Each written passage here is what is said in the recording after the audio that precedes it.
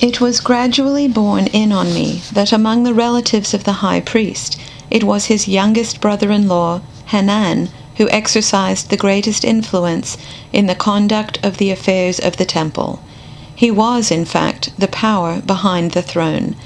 The old high priest had a particular love for his youngest son.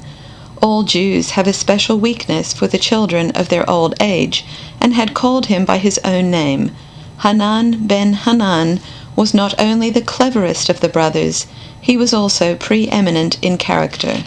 Young as he was, I guessed him to be in the early 20s. He had already set himself definite goals, and he thrust his way through to them with resolute elbows. I can still see him as if he stood before me, a tall frame, muscular limbs, a body hardened by athletic discipline, and thickly covered with a hirsute growth. His short black beard, which was tended daily by a skilled Chaldean hairdresser, ran up to mingle with his heavy locks, so that his long face was completely framed in the black growth. From this circle the powerful nose stood out, casting a shadow on the narrow lips. His smooth, lustrous forehead cut deep into his dense hair. His eyes were like his father's.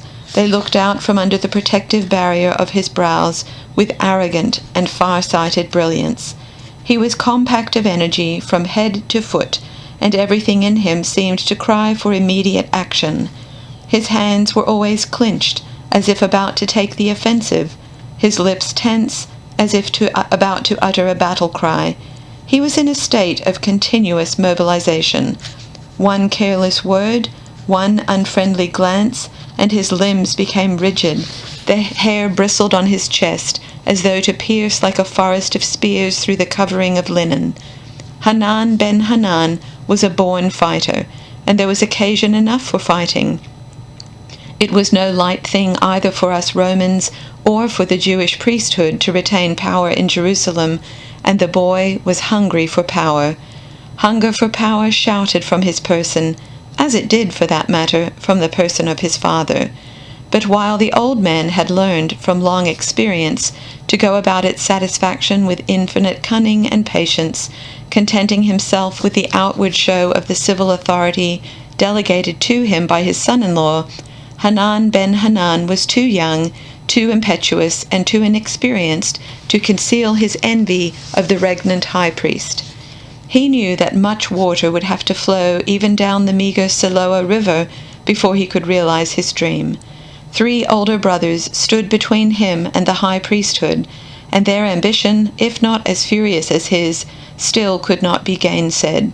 Besides, in spite of his fondness for his youngest child, the old man wanted to live long enough to see every one of his 5 sons invested in the robes of the supreme religious office, and so far only the oldest, Eleazar, had achieved the distinction. And here was his son-in-law holding on to the position, apparently without intention of ever retiring to make way for his brothers-in-law. There was too much power and too much wealth concentrated in the high priesthood for any man to relinquish it willingly.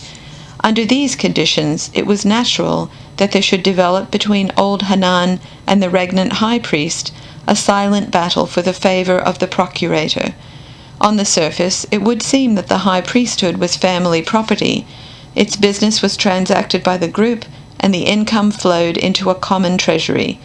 Actually, there was fierce competition for the office, expressing itself in the endless offering of bribes and gifts to the procurator, the proconsul Vitellius in Antioch, and all the hordes of advisers and sycophants had the ear of the rulers. But still, Joseph Caiapha hung on, in his own quiet way, with all his yielding of the civil authority to his father-in-law. He was the more cunning and insistent of the two. His gifts were fatter. The bags of gold he sent to Caesarea were heavier. The end of it was that he triumphed as no high priest had triumphed before him. He clung to the office through the duration of an entire procuratorship. While Pontius Pilate was procurator, Joseph Caiapha was high priest.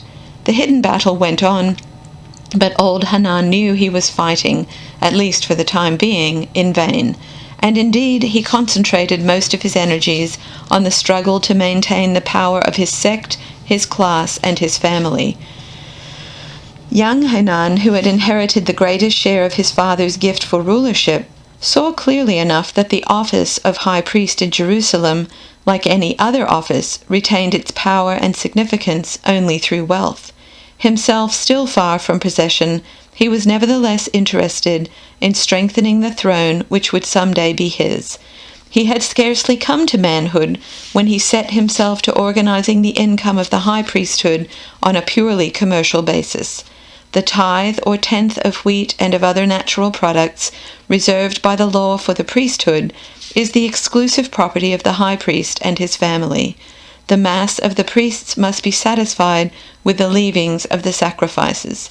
The money income of the priests is likewise the property of the high priest, and he is free to dispose of it as he sees fit.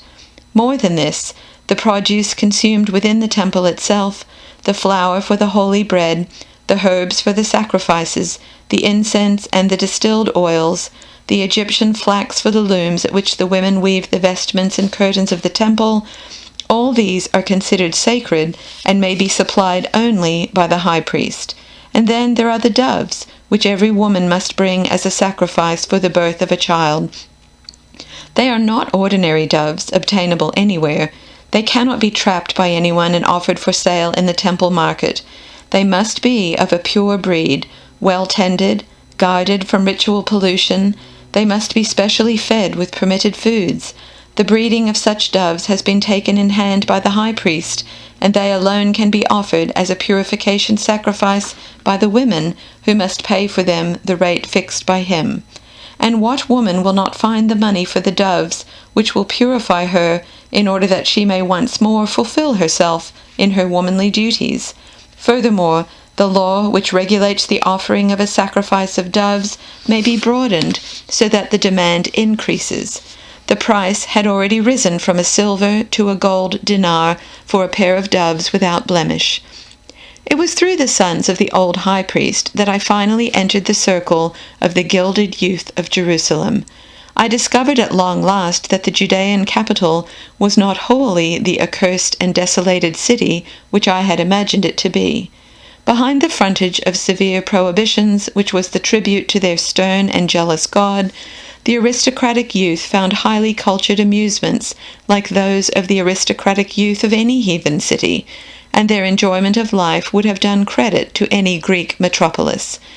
This circle of the select was regarded with scorn and hatred by the populace, which gave it the contemptuous name of the heretics and accused it of atheism. But as far as I could see, the youth was merely driving to its logical conclusion the system of views held by the parents, the Sadducees. This was the argument. If all that life can offer us is the fate of the camel fallen in the wilderness, or the bird shot down by the hunter, what is the sense and purpose of restraining the natural impulse to joy and pleasure? Why should we not let the hours ripen happiness for us? Why should we hesitate to make full use of the position into which we have been born? If God has, indeed, placed you as a ruler over your brothers, is it not because he wants you to draw the reins tight and increase the burden they bear? They cited, further, the lines of one of their poets, "What is man, that thou art mindful of him?" The manner of their life was based, as one of their prophets remarked bitterly, on the principle, "Today let us eat and drink, for tomorrow we die." Thus they founded groups of young people, which at first met in secret, and later without any precaution of secrecy, the avowed purpose of which was to destroy the bonds and prohibitions laid upon them by their religion. They discovered the world of beauty and pleasure which their cruel law had closed to them, and they threw themselves with all the fury of their starved and passionate bodies into our joys. They quickly became adepts in all the varieties of enjoyment which long experience and traditional institutions had planted among us Romans. They were rich. Cost did not deter them. Soon enough their nocturnal banquets on rose-strewn platforms surpassed our own. There were gatherings of young men and women who, with their marvelously tended bodies, their education and culture, their singing and wit, would have graced the best society in Antioch, Alexandria, or even Rome. I must concede that they did add to these nocturnal affairs a note peculiarly their own. These were not the wild and uncontrolled bacchanalian revelries, free from every control of decency and shot through with erotic indulgence, which were common in Alexandria and were carried over from that city into our Hellenism. They, the Jews, brought into Hellenism a note, a modest rhythm, which somehow suggested restraint and decency, and at the same time had a special and more refined touch of provocation, like their perfumes and incenses. Their women never forgot themselves, and even when the gaiety and excitement reached the highest pitch, never showed themselves naked, but draped themselves in their long hair. But this was a draping of the body which touched the nerves more sharply, which was more naked than nakedness. Moreover, there was at all their banquets a perpetual mood of regret, subdued but insistent, breaking through the deliberate gaiety, a mood of elegaic meditativeness and recollection, as though it was impossible for them to liberate their minds completely from their ancient burden, and they were under a compulsion to name the name of death. Like the passing shadow, such is our life. There is no returning after the end. Let us taste the joys that lie before us, swiftly, while we still have youth. The circle of the aristocratic youth of Jerusalem to which I was admitted was frequented by a woman named Miriam, or Mary, and because she came from the city of Migdal on the Sea of Gennesaret or Tiberias, she was also called Magdalena, that is, Miriam of Migdal.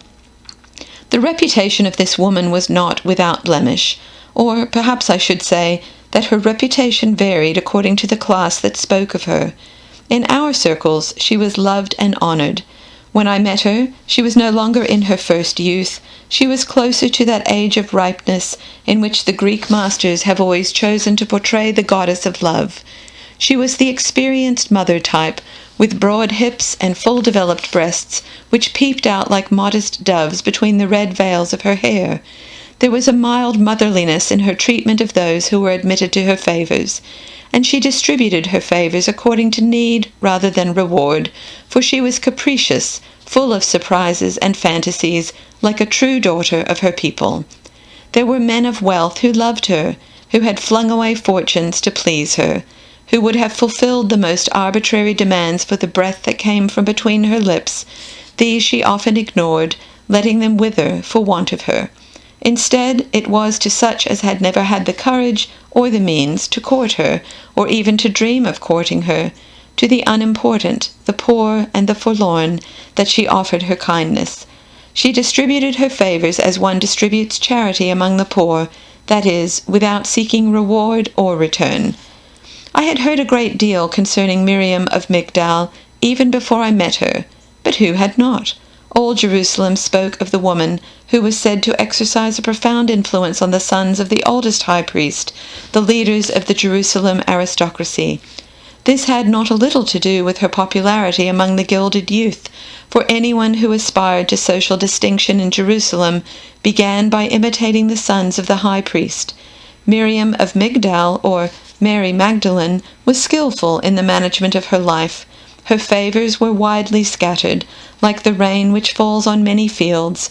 Her lovers would encounter each other, they knew of each other, and yet, in a strange way, there was no jealousy between them. Instead of creating enmities, she possessed the art of binding men together by their common love for her. I, too, I must confess, fell somewhat under her influence, for at our first meeting she made an unforgettable impression on me.